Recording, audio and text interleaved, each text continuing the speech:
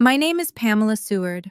I'm 34, and last Saturday, a security guard told me I wasn't good enough to use the front door of my own hotel. My sister Natalie had specifically requested that I be redirected to the service entrance, the one for delivery trucks and kitchen staff. My mother stood 5 meters away watching the whole thing. She smiled. Not a nervous smile. Not an I'll fix this smile. A real, genuine smile of satisfaction. They had no idea that 6 months ago I'd quietly purchased the Sterling Hotel. They had no idea that the engagement party they'd spent $85,000 planning was happening on my property. And they definitely had no idea what was about to happen when the hotel manager walked up to me and said, "Good evening, ma'am. Is everything to your satisfaction?" Before I tell you how that night ended, please take a moment to like and subscribe, but only if you genuinely enjoy this story. Drop a comment telling me where you're watching from and what time it is there. Let me take you back to the beginning, to the moment I decided I was done being the invisible daughter. I found out about Natalie's engagement party through Facebook. Not a phone call, not a text. A public post with a photo of her 14-carat ring and the caption, "She said yes, celebration details coming soon." 3 days later, my mother finally called. But not to invite me. "Pamela, I assume you saw the news." Her voice carried that familiar edge, the one she reserved specifically for conversations with me. "The party is Saturday at the Sterling. Wear something appropriate. And please, don't do anything to embarrass your sister." "No, how are you?" "No, we'd love to have you there." Just instructions and warnings. I thought about Thanksgiving 2 years ago. My mother had introduced me to her book club friends while Natalie stood nearby in her designer dress. "This is Pamela, my younger one. She's still figuring things out." I was 32. I owned 2 hotels. But she introduced me like I was a college dropout living in her basement. The thing is, she didn't know about the hotels. None of them did. Not because I was hiding it, but because no one ever asked. Every family dinner, every holiday call, the conversation always circled back to Natalie. Natalie's promotion, Natalie's new apartment, Natalie's perfect boyfriend Bradley from the Harrington family. And me? I was background noise. What my mother didn't know, what none of them knew, was that 6 months earlier, I had finalized the purchase of the Sterling Hotel. The same hotel where my sister was about to throw her lavish engagement party. I hadn't planned it that way. When I acquired the Sterling, I didn't even know Natalie was dating Bradley. But fate, it seems, has a sense of humor. I stared at my phone after my mother hung up. She hadn't even asked if I could come. She just assumed I had nothing better to do. The favoritism didn't start with Natalie's engagement. It started the day I was born, 2 years too late, apparently to matter. When Natalie turned 25, my mother gave her $40,000 for a down payment on her first apartment. "You're building a life," Mom had said, beaming. "This is an investment in your future." When I turned 25, I asked for a loan to buy a small bed and breakfast I'd found upstate. 10 rooms, needed work, but I saw potential. My mother laughed. "Pamela, that's not a business plan. That's a fantasy. Natalie knows how to build a life. You just drift." I took out a bank loan instead, 18% interest. It nearly broke me that first year, but I made it work. Then I bought another property, then another. Nobody asked how. Nobody noticed.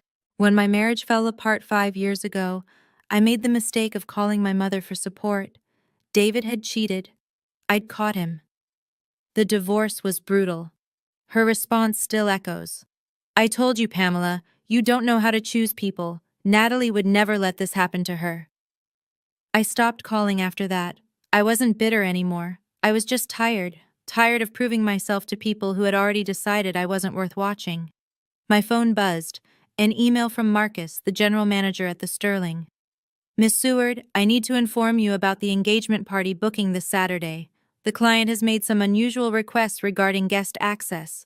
Please advise at your earliest convenience. I opened the attachment. My chest tightened as I read. There it was, in black and white, a list of names and instructions.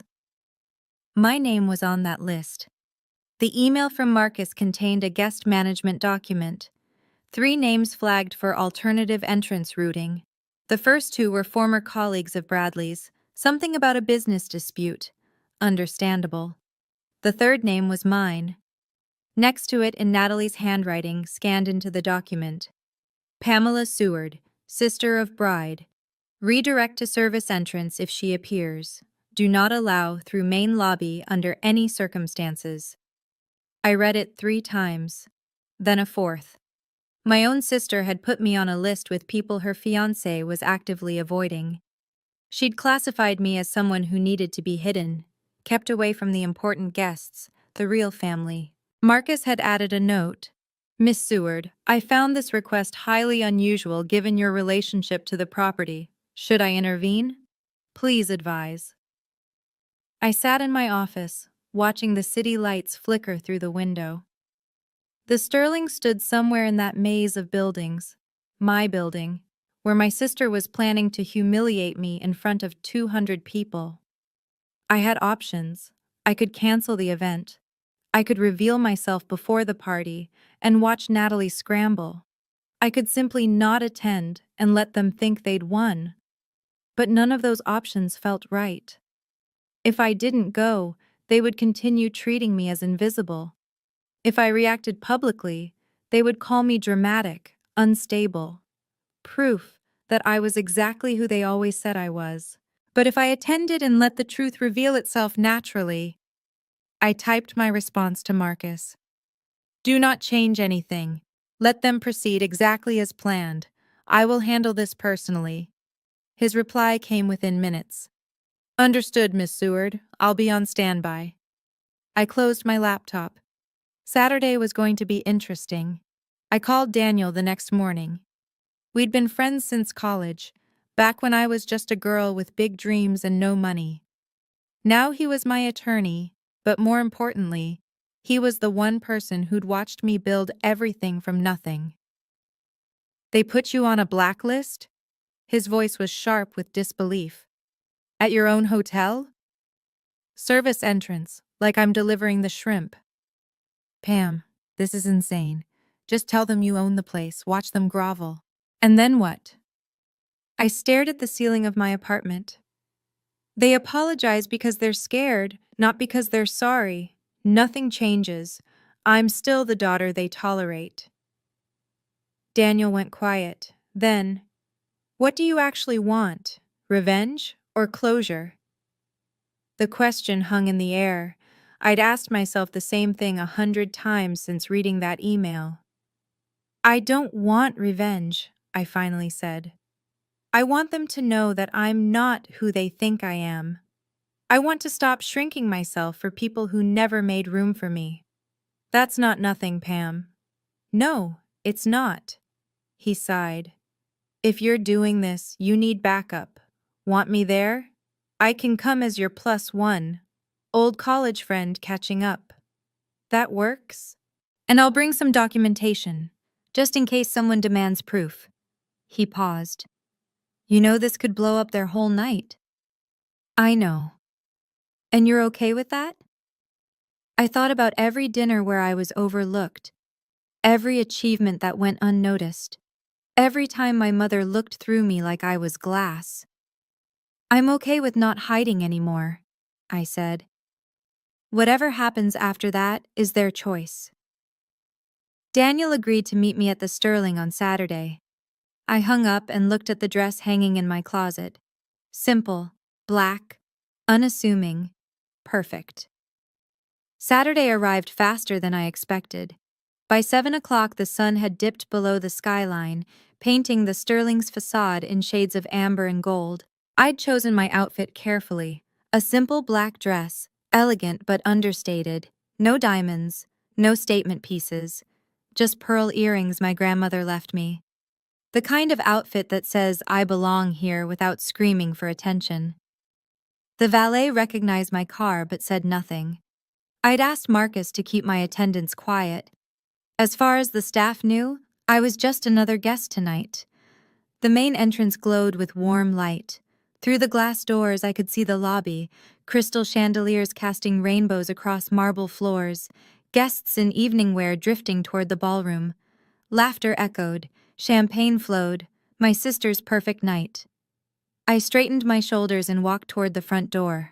That's when he stepped forward, a security guard in a dark suit, earpiece visible, clipboard in hand. Young, professional, just doing his job. "Good evening, ma'am. Your name?" "Pamela Seward." He scanned his list. I watched his finger stop. His expression flickered. Confusion, then practiced neutrality. "I'm afraid you'll need to use the service entrance, ma'am." "Excuse me?" "Those are my instructions. The service entrance is around the back, through the kitchen corridor." I didn't move. "Can I ask who gave those instructions?" "The event organizer." He shifted uncomfortably. "I'm sorry, ma'am. I'm just following protocol."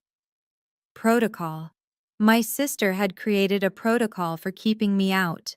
I looked past his shoulder, through the glass doors, into the lobby, and that's when I saw her. My mother, standing just inside, looking directly at me. Our eyes met across 15 feet of marble and glass. She didn't move, didn't wave, didn't come to help. She just smiled. That smile. I'd seen it before. When Natalie won awards in high school, when she graduated summa cum laude, when she announced her engagement. That smile of pure, undiluted pride. But she'd never once directed it at me, until now. And this wasn't pride. This was satisfaction. My mother watched her youngest daughter get turned away at the door like uninvited catering staff, and she was pleased. This wasn't an oversight or a miscommunication. This was deliberate, coordinated. She wanted this to happen. 10 meters behind her, I could see Natalie near the ballroom entrance, radiant in cream-colored silk, accepting air kisses from guests. She glanced toward the lobby, toward me, and I caught it, the smallest flicker of acknowledgement. A quick look. Then she turned back to her admirers, laughing at something someone said. The security guard cleared his throat. "Ma'am, the service entrance?" A bellhop near the concierge desk had noticed the exchange. I recognized him. Thomas, who'd been with the hotel for 3 years. His eyes widened when he saw me, and he started to move forward. But the security guard caught his attention, gave a subtle shake of his head. Thomas stopped, looked at me with something like apology, then looked away. I stood there for 5 full seconds. They felt like hours. My mother finally broke eye contact, turning to greet an arriving couple with warmth and laughter.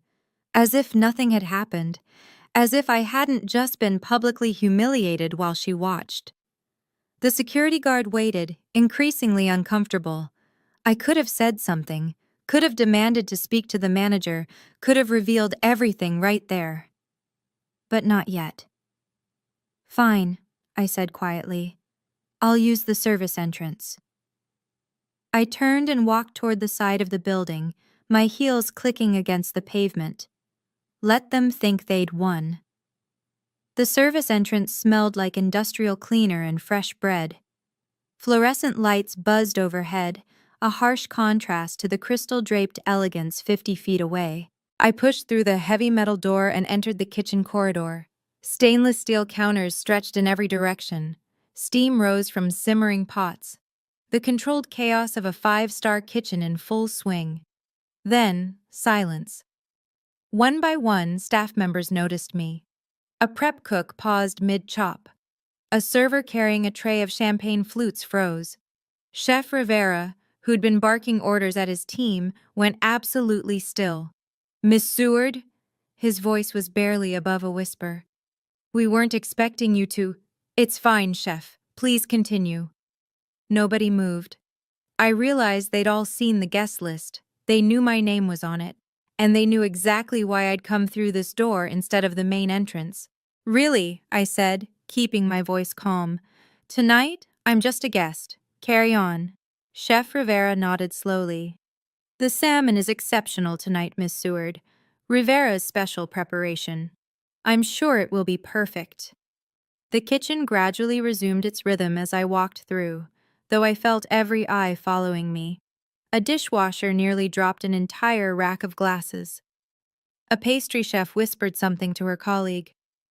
I reached the service door that led to the ballroom's back corridor. Through the small window, I could see the party in full swing. Crystal chandeliers, elegant guests, my sister at the center of it all, Bradley's arm around her waist. 200 people celebrating Natalie's perfect life. I allowed myself a small smile. Not bitter, not angry, patient. I straightened my dress, took a breath, and pushed through the door. Time to join the party. The ballroom was breathtaking. Even knowing every inch of this hotel, even having approved the renovation budget myself, seeing it transformed took my breath away. Gold-draped tables surrounded a central dance floor. A string quartet played Vivaldi in the corner. The backdrop behind the main table read N and B, forever, in elegant script. $85,000. That's what this night cost. I knew because the invoice had crossed my desk. My phone vibrated. Daniel. In position, bar, northeast corner. Got what you asked for. I typed back. Hold for now. Want to see how far they'll go. Copy. But Pam, don't wait too long. You deserve to be seen. I slipped my phone back into my clutch and scanned the room. My mother was holding court near the gift table, accepting compliments on behalf of her beautiful daughter. Natalie floated between guest clusters, Bradley dutifully at her side. Nobody had noticed me yet. I'd entered through a side door, blending with returning staff before slipping along the wall. In my simple black dress, without the Seward name preceding me, I was invisible, exactly as they wanted. I spotted Marcus across the room. Our eyes met briefly. He started to move toward me, instinct probably, to check if his employer needed anything. I gave the slightest shake of my head. He stopped, nodded once, retreated to his position near the service corridor. A few feet away, my mother was telling someone about Natalie's accomplishments. Top of her class at Columbia, Bradley's family was so impressed. The Harringtons don't accept just anyone, you know. She gestured expansively, her champagne sloshing slightly. We're so blessed. Natalie has always known exactly what she wants. I took a glass from a passing server and found a spot in the shadows. The night was young. Marcus was struggling. I could see it from across the room, the way he kept glancing in my direction, then at Natalie, then back at me. He'd been general manager of the Sterling for 8 years, long before I acquired the property. Discretion was his specialty, but this was testing him. He approached Natalie's group once, offering to check on catering arrangements. I watched my sister wave him off without looking at him, too engaged in conversation with one of Bradley's aunts to acknowledge the staff. When he finally found an excuse to pass near my corner, he leaned in without breaking stride. Miss Seward, this situation is highly irregular. Say the word and I can— Not yet. But ma'am, I know what they did, Marcus. I also know what I'm doing. He paused, professionalism warring with loyalty. The kitchen staff are concerned. Word travels. Tell them I appreciate their discretion. And Marcus? I caught his eye. When I need you, I'll let you know. Until then, treat me like any other guest. That's precisely what I cannot do, ma'am. Then treat me like a guest who happens to own the building. A flicker of something, respect maybe, crossed his face. He nodded once, then continued his rounds. From across the ballroom, my mother noticed Marcus speaking to someone in the shadows. Her eyes narrowed, trying to identify the figure. I stepped slightly behind a floral arrangement. She shrugged and returned to her conversation. Just another anonymous guest, nobody worth her attention. I checked my watch. The toasts would begin soon. Natalie would take the stage, bask in the spotlight, probably make some speech about family and love and gratitude. I wondered if she'd mention me. I already knew the answer. The clinking of glass against crystal silenced the room. "Everyone, if I could have your attention," Bradley's voice carried across the ballroom. "My beautiful fiancé would like to say a few words." Applause rippled through the crowd. Natalie glided to the small stage, every inch the blushing bride-to-be. Her dress caught the chandelier light. Her smile was practiced perfection. "Thank you all so much for being here tonight." Her voice was warm, confident. "This means the world to Bradley and me." She launched into acknowledgments. The Harrington family, Bradley's business partners, her sorority sisters who'd flown in from across the country. And of course, my incredible mother. Natalie gestured toward Victoria, who raised her glass with theatrical humility. "Mom, you've been my rock, my inspiration. Everything I am is because of you." More applause. Victoria dabbed at dry eyes. I stood frozen in my corner, waiting. "I also want to thank everyone who made an effort to be here tonight." Natalie's gaze swept the room, somehow managing to look at everyone without seeing anyone. Family is about showing up, and I'm so grateful for those who truly care. Her eyes found mine for just a moment, a flash of acknowledgement, then away. "Some people in this room have overcome personal challenges to be here." A pause, a sympathetic smile. "Let's just say, not everyone in my family understands the value of commitment. But tonight isn't about that. Tonight is about love, real love." Scattered uncomfortable laughter. A few guests exchanged glances. Eleanor Harrington, seated at the head table, frowned slightly. I felt the words land like stones. My divorce. She was talking about my divorce. In front of 200 people, including the family her fiancé came from. My hand tightened around my champagne glass. Still, I didn't move. Natalie finished to enthusiastic applause. Before the noise died down, my mother was already rising from her seat. "If I may add a few words." She didn't wait for permission. Victoria Seward never did. "When Natalie was born, I knew she was special." My mother's voice carried effortlessly. She'd always had a gift for commanding attention. "Some children, you just know. You can see their path stretching out before them, golden and bright."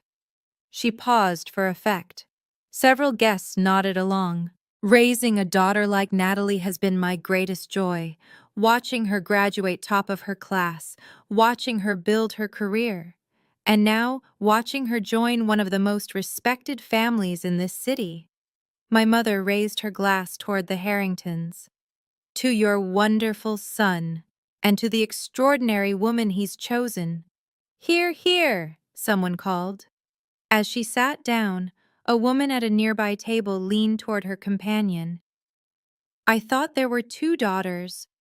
The question carried farther than intended. A brief hush. My mother heard it. I saw her spine stiffen slightly before she turned with a practiced smile. "Natalie is my pride," she said smoothly. "Pamela is still finding herself." The dismissal hung in the air. A few guests shifted uncomfortably. Someone coughed. Near the bar, I saw Daniel's jaw tighten. He caught my eye across the room, questioning. I gave a slight shake of my head. Not yet. But someone else had noticed the exchange. Eleanor Harrington was watching my mother with an expression I couldn't quite read. Then her gaze traveled across the room, searching. It landed on me. For a long moment, we looked at each other. Eleanor's eyes were sharp, assessing. She didn't look away. Neither did I. Natalie found me 20 minutes later. I'd been nursing the same glass of champagne, watching the party from my corner. Apparently, I wasn't invisible enough. Oh. She stopped in front of me, surprise flickering before she composed herself. You actually came. Congratulations on your engagement, Natalie. Thank you. Her smile was thin. I thought maybe you'd be too overwhelmed. These events can be a lot for some people. I'm managing. Behind her, 3 of her friends had formed a semicircle. Support troops, witnesses. Natalie tilted her head. You know, Bradley's family is very traditional. They value success, achievement. I hope you understand why we had to be selective about the entrance arrangements. I understand perfectly. Good. She sipped her champagne, watching me over the rim. Because tonight is about me, Pamela. My engagement, my celebration. Try not to make it about your situation. I wouldn't dream of it. Wonderful. Another thin smile. And maybe next time, consider wearing something a bit more festive. Black is so dreary for a celebration. One of her friends giggled. Natalie turned to rejoin her circle, dismissing me as easily as she'd dismiss a server. Then she paused, looked back. By the way, how did you get in? I specifically told security. She stopped herself, but not fast enough. You specifically told them what, Natalie? Her cheeks flushed. Nothing, forget it. I used the service entrance, as requested. For just a moment, something flickered in her eyes. Not guilt. Natalie didn't do guilt, but something close to surprise. Maybe she hadn't expected me to actually comply. Beyond Natalie's shoulder, I noticed Bradley standing nearby. He'd heard everything. His expression was troubled. Natalie didn't see it, but I did. My mother appeared as if summoned. Pamela. Her voice was low, sharp. A word. She guided me to an alcove near the service corridor, away from the main crowd but still visible. Still public enough that I couldn't make a scene without witnesses. What are you doing here? Attending my sister's engagement party. Don't be smart with me. She glanced around, making sure no one important was watching. You know exactly what I mean. After everything, you just show up? Was I not invited? Her jaw tightened. This is Natalie's night. Don't ruin it. I haven't done anything, Mom. Good. Keep it that way. She looked at my dress with undisguised disappointment. Couldn't you at least wear something nicer? Something that shows you made an effort? The Harringtons are watching. I won't have you embarrass us. I felt something shift inside me. A lock turning, a door closing. Us, I repeated quietly. Who is us, exactly? Don't start, Pamela. Not tonight. Before I could respond, Marcus appeared at the edge of my vision. His expression was carefully neutral, but I could see the tension in his shoulders. I apologize for the interruption. His voice was formal, professional. We have a situation with the catering that requires immediate attention. My mother barely glanced at him. Handle it yourself. We're in the middle of something. I'm afraid I need authorization from... Marcus paused, choosing his words carefully.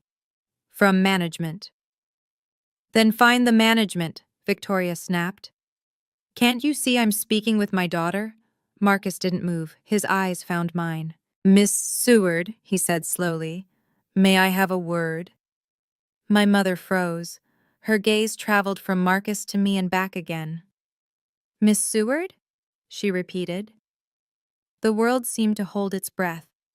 Okay, if you're watching this and thinking, please tell me Pamela does something, I promise we're getting there.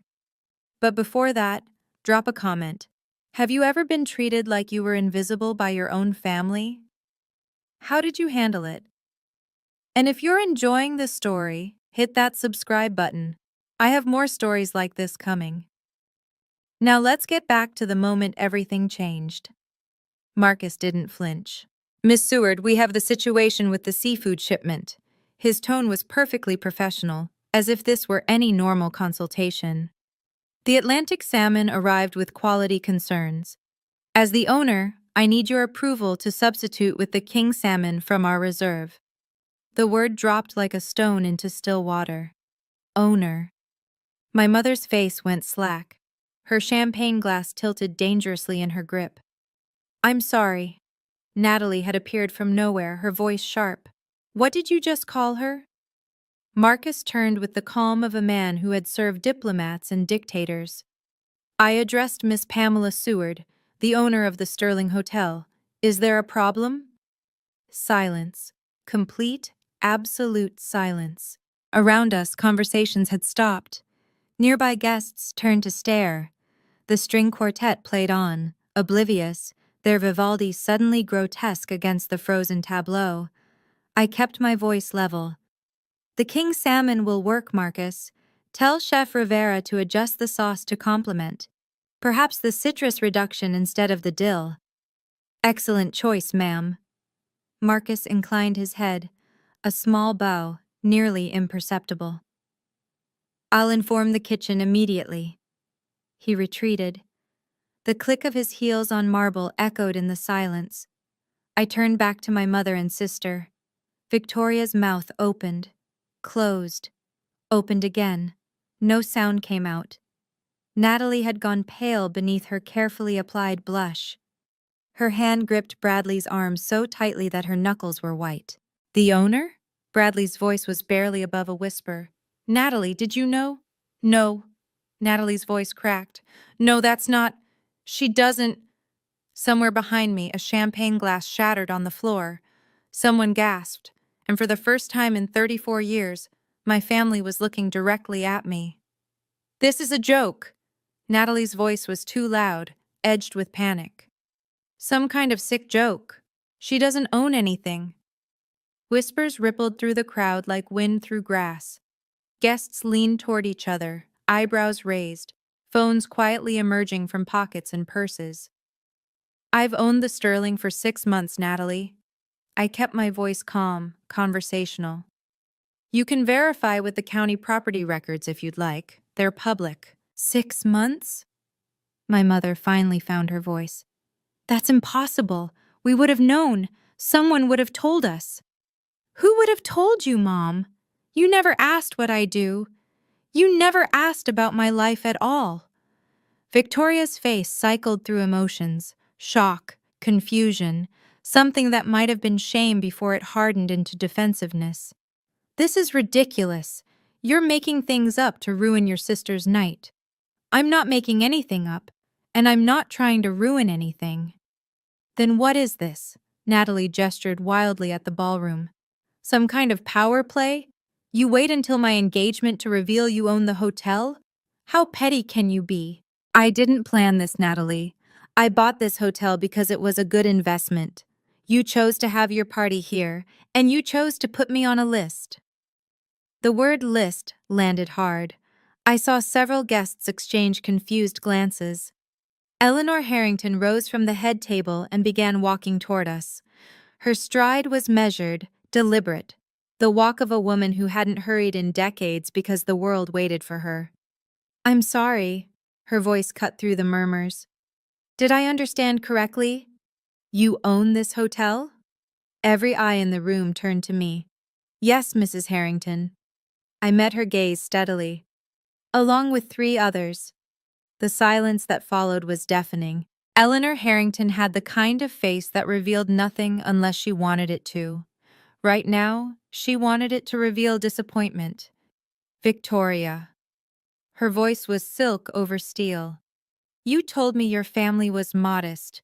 You said Pamela was struggling. Finding herself, I believe, were your exact words. My mother's composure crumbled. I didn't know. You didn't know your own daughter owned one of the most prestigious boutique hotels in the city? Eleanor's eyebrow arched a millimeter. Along with 3 others, apparently? She never told us. I find that difficult to believe. Eleanor turned to study me with new eyes. The Sterling has been featured in Architectural Digest twice. The acquisition was covered in the business section of the Tribune. Murmurs swept through the crowd. Several guests were now openly on their phones, presumably searching for verification. Natalie stepped forward, desperate. This doesn't change anything. She probably inherited the money, or married into it. I didn't inherit anything. I kept my voice even. And my ex-husband is a middle school teacher. I built this business myself, starting with a 10-room bed and breakfast 8 years ago. Impressive. Eleanor's tone suggested this was not a casual compliment. She turned to Bradley. You told me you'd done due diligence on the family. Bradley's face had gone ashen. Natalie said, she told me her sister was what? I asked quietly. He couldn't meet my eyes. Eleanor turned back to Victoria. Let me understand this correctly. Your daughter, this daughter, is a successful business owner, and you had her directed to the service entrance of her own property? Victoria opened her mouth, closed it. Perhaps, Eleanor said, her voice carrying effortlessly, we need to have a conversation about due diligence. She wasn't talking to Victoria anymore. She was talking to Bradley. Prove it. Natalie's voice was ragged now, stripped of its earlier polish. Anyone can claim to own something. Show us proof. I don't need to prove anything to you, Natalie. Of course you don't, because you can't. Because this is all… Actually, Eleanor Harrington cut through like a scalpel. I would appreciate verification. This is quite a significant revelation, and given the circumstances… She let the implication hang. Daniel materialized beside me. I hadn't seen him approach. I happen to have the relevant documentation. His voice was crisp, professional. Daniel Webb, Miss Seward's attorney. I thought it might be prudent to bring copies tonight, given the unusual guest access arrangements. He produced a leather folder from his jacket. Inside were several documents: the acquisition paperwork, the deed transfer, the business registration. Eleanor took the folder. Her eyes scanned the pages with the practiced efficiency of someone who'd reviewed countless contracts. The crowd pressed closer, straining to see. The Sterling Hotel, Eleanor read aloud, her voice carrying. Acquired 6 months ago. Full ownership transferred to Pamela Catherine Seward. No outstanding debt, no partners, sole proprietor. She looked up, fixing my mother with a gaze that could have frozen champagne. And you had her use the service entrance. Victoria had shrunk somehow, her earlier grandeur deflating. Beside her, Natalie looked like she might be sick. I didn't know, Victoria whispered. How could I have known? By asking, I said quietly. By calling. By being interested in my life even once in the past decade. The words weren't angry. They weren't bitter. They were just true. And somehow, that made them worse.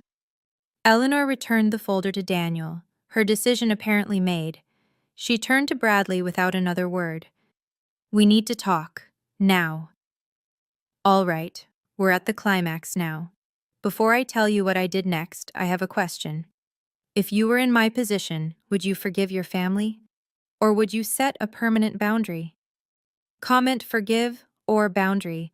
I want to know what you would do. And if you haven't already, hit like so more people can see this story. Now, back to the party. Eleanor led Bradley to a quiet corner. Their heads bent together in urgent conversation. Around us, the party had fractured. Some guests pretended to resume normal conversations, stealing glances our way. Others made no pretense at all, watching openly like spectators at a tennis match. My mother grabbed my arm. Pamela, please. Her voice had lost all its earlier authority. You're embarrassing us. Stop this. I gently removed her hand. No, Mom. You embarrassed yourselves. I just showed up. So what now? Natalie's mascara was starting to smudge, her perfect facade cracking. You're going to cancel the party? Ruin my engagement out of spite? I'm not going to do anything, Natalie. I kept my voice steady. The party will continue. Your engagement is your business, not mine. Victoria stared at me bewildered. Then what do you want? What is this about? The question hung in the air. What did I want? Not revenge. Revenge would mean I still cared about their opinion. Not an apology. Words wouldn't undo 30 years of dismissal. I want you to understand something. I looked at them both, my mother, my sister, the family that had never seen me. I'm not here to prove I'm better than you. I'm here because you thought I was less. And I'm done accepting that. Pamela, Victoria started. I'm not angry, Mom. I'm just done pretending. I paused, choosing my next words carefully. You put me on a blacklist at my own sister's party, at my own hotel, and you smiled when security turned me away. Her face crumpled. When you're ready to have a real conversation about why you've treated me differently for 30 years, I'll be here, but I won't be invisible anymore. For once, neither of them had a response. Eleanor Harrington returned from her corner conference. Bradley trailed behind her, his expression that of a man who had just received very bad news. Natalie, his voice was strained. We need to talk. Later, in private. Bradley, whatever she told you. Later. The single word silenced her. Eleanor approached my mother with the gracious smile of someone delivering a death blow. Mrs. Seward, this has been a most illuminating evening. Victoria attempted to rally. Mrs. Harrington, I assure you, this changes nothing about Natalie and Bradley's relationship. I'm afraid that's not your decision to make. Eleanor's smile never wavered. It seems we were given an incomplete picture of your family. I hope you understand that we'll need to have some longer conversations with Bradley about his choices. What does that mean? It means exactly what I said. Eleanor's gaze was pleasant and utterly merciless. We Harringtons are thorough people. We don't make major decisions based on partial information. Victoria's face drained of color. Eleanor turned to me. Her expression shifted, subtle but distinct. The dismissal was gone. In its place was something like recognition. Miss Seward, I apologize for any misunderstanding tonight. She produced a card from her clutch.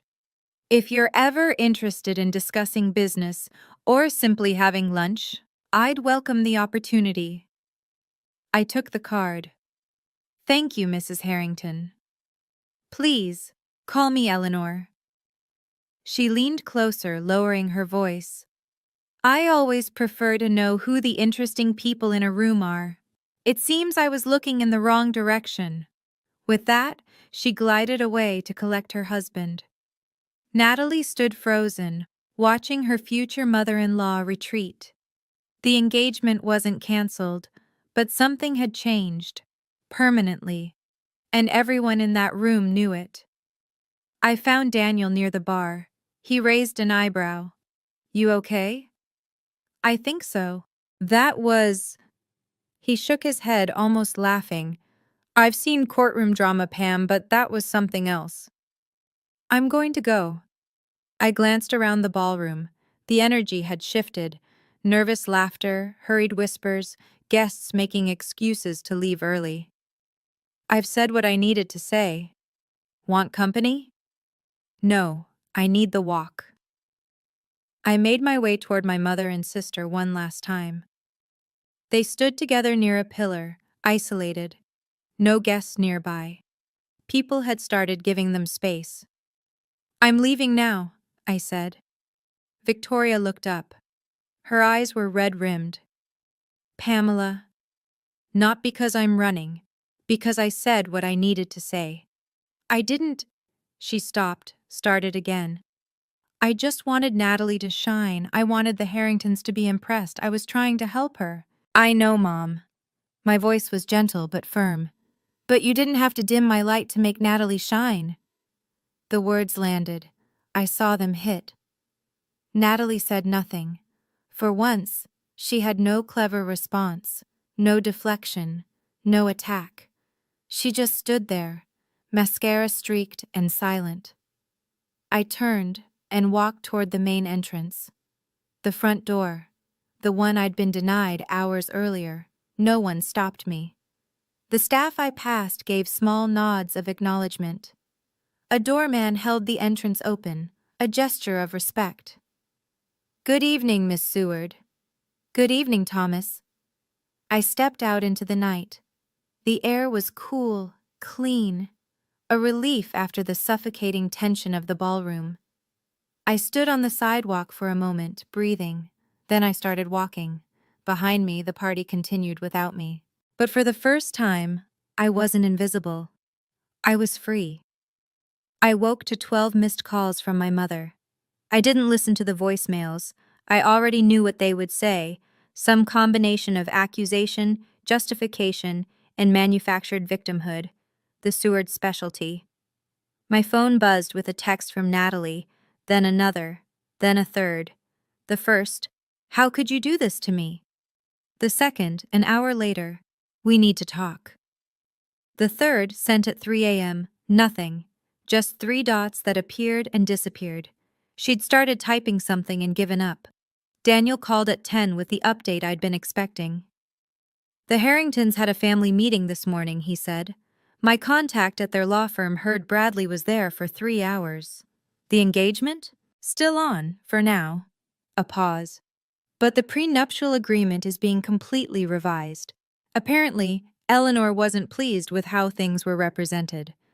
I poured myself coffee, watching the steam rise.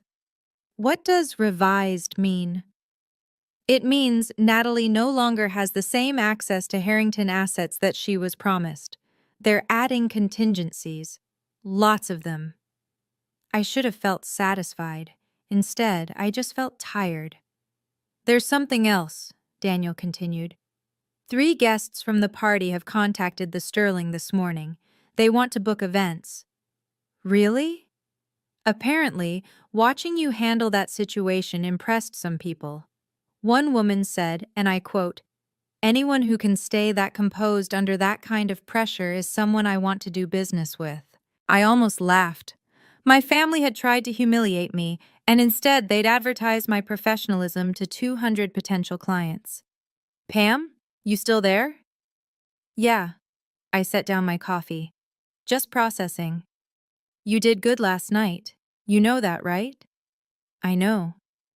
But knowing didn't make my mother's 12 missed calls disappear. On the 13th call, I answered. "Pamela." My mother's voice was hoarse, like she'd been crying or yelling, possibly both. "Finally. I've been trying to reach you all morning." "I know. You've ruined everything." The words tumbled out in a rush. "The Harringtons are questioning the wedding. They're changing the prenuptial. Eleanor barely looked at Natalie this morning. They're talking about reassessing the relationship." "I didn't ruin anything, Mom. Don't give me that. You planned this. You bought that hotel knowing Natalie would—" "I didn't plan anything. I bought the hotel because it was a good investment. Natalie chose to have her party there. Natalie chose to put my name on a blacklist. You chose to watch me get turned away and smile." I kept my voice steady. "I just existed." Silence on the other end. "You should have told us," she finally said. "We're your family." "Family asks, Mom. Family includes. Family doesn't put you on a list with instructions to use the service entrance." More silence. I could hear her breathing, could almost see her struggling to find a response. "I didn't know you were successful," she said quietly. "You never said, you never asked, not once in 8 years. Every conversation was about Natalie, every holiday, every phone call. And when I did try to share something, you changed the subject." "That's not—" She stopped. "I'm not angry," I said, and I meant it. "I'm just done pretending, done shrinking myself, done hoping you'll finally see me. Pamela, when you're ready to have a real conversation about why you've treated me differently for 30 years, I'll be here. But I won't be invisible anymore. Not for you. Not for anyone." I hung up before she could respond. My hands were shaking, but my voice had been steady. That was enough.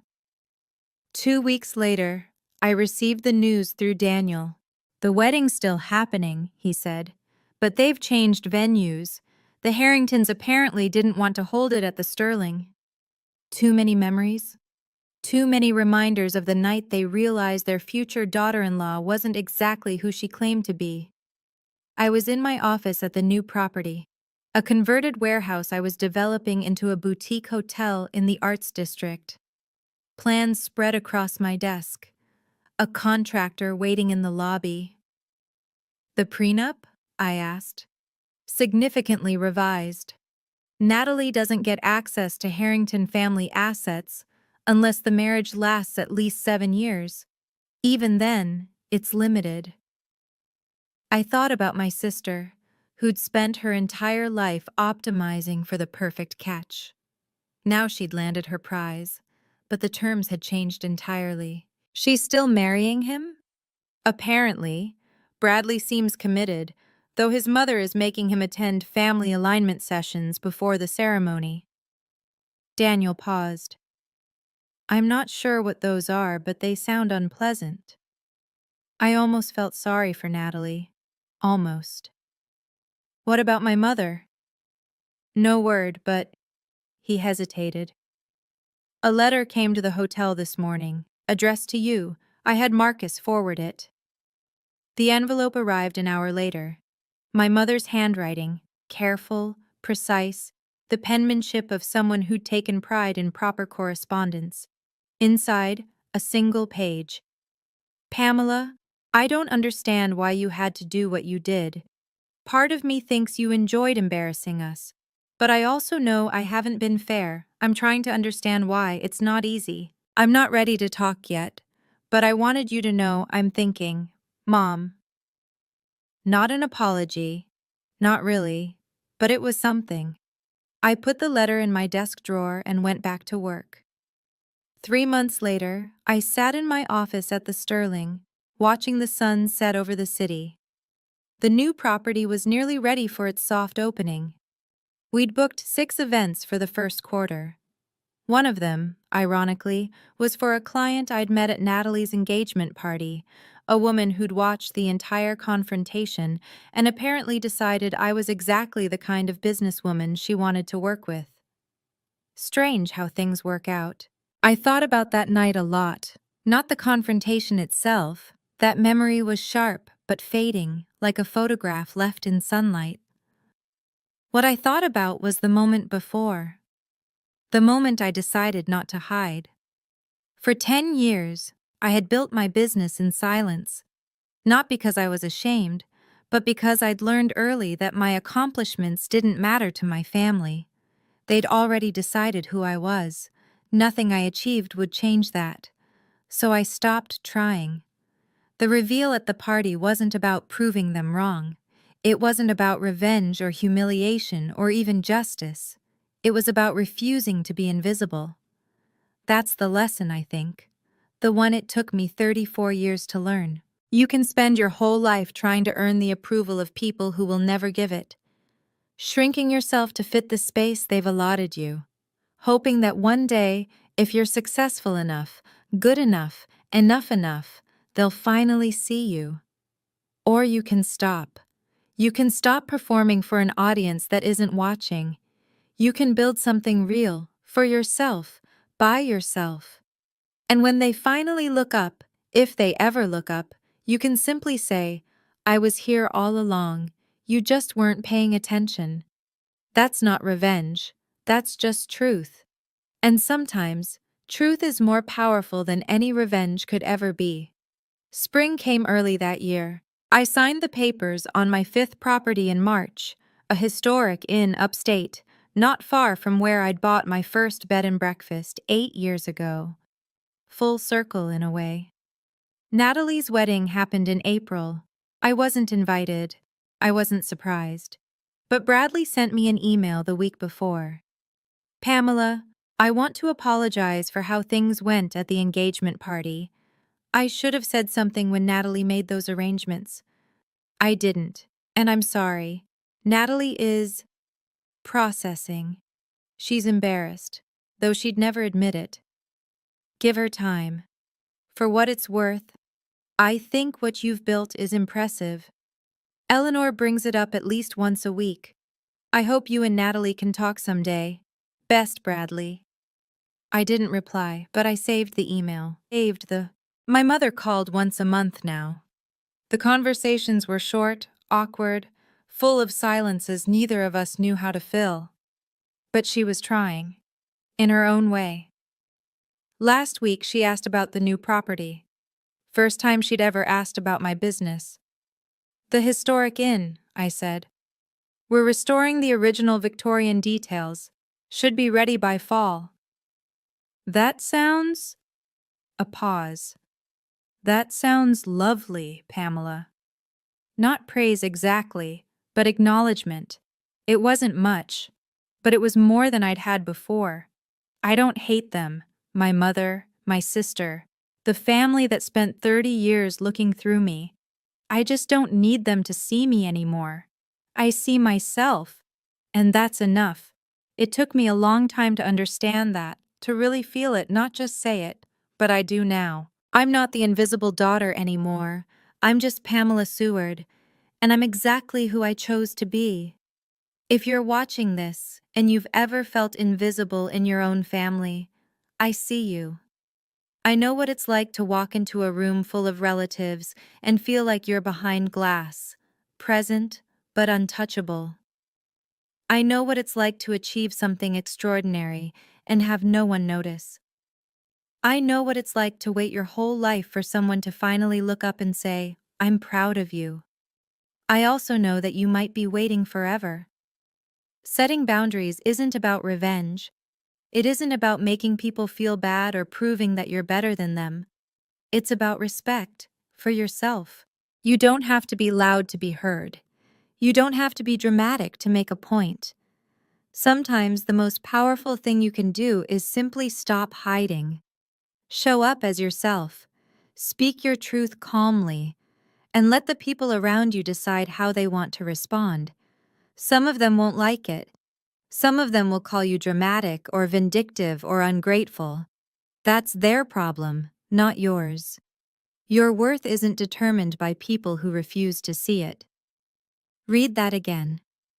Your worth isn't determined by people who refuse to see it, not by the mother who overlooked you, not by the sibling who dismissed you, not by the family that made you feel like you were less. You are not less. You never were.